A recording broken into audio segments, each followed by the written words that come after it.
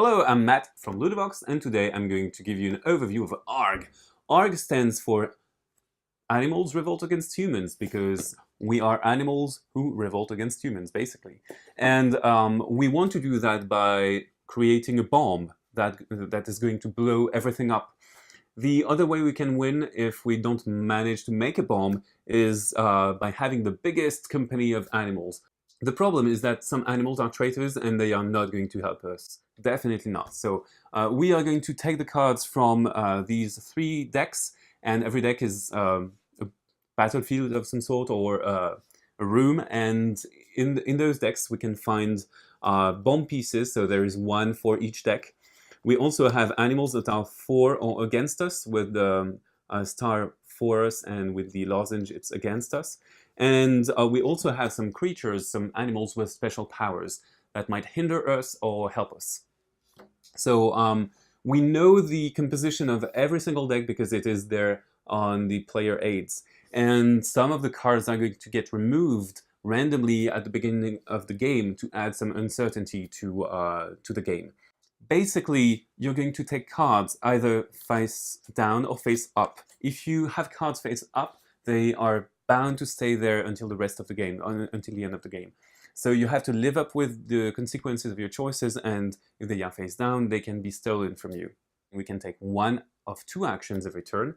So the first action we can take is just choosing a pile, choosing a deck, and drawing secretly a card from it. So for example, I can draw this card from the green deck, look at it, and then I have a choice. Either I keep it face down or I give it to another player. The person can refuse it or accept it. So if that player refuses to take my card, I have to take it face up.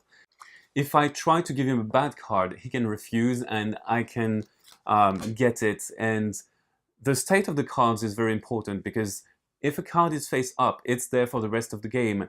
If a card is face down, it can be stolen by other players, which is very important. And that leads to the second action that you can perform. So either you take a card from here, or you can steal another player's face down card. And if you steal another player's face down card, so for instance, we have this situation, I might steal this yellow card because I like yellow, and I'm going to turn it face up on my side. And if I steal a bad card, well, it's kind of a bummer, but I have to live with the consequences of what I've done. So I win the game by having 2 bomb parts that are revealed at the same time. Otherwise, we are going to play until the game ends. And the game ends when 1 of the piles is empty. And in that case, we reveal all of the cards that are face down. If a bomb is made, then someone wins, and if a bomb isn't made, we're going to total the points of every company.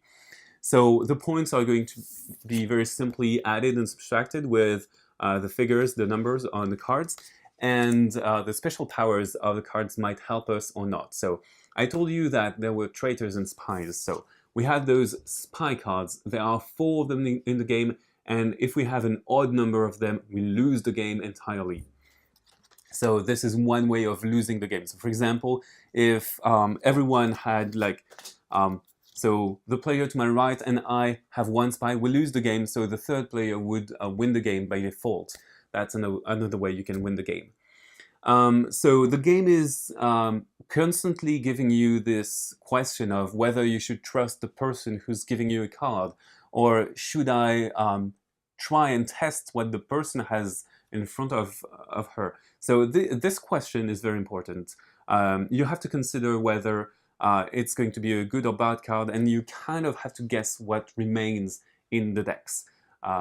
You can fish for the bomb, you can fish for good cards that give you a lot of points, because some cards collect and get stronger the more you get. So this makes for a compelling bluffing game. Well, you know almost everything there is to know about Argh, so bye-bye and have a blast!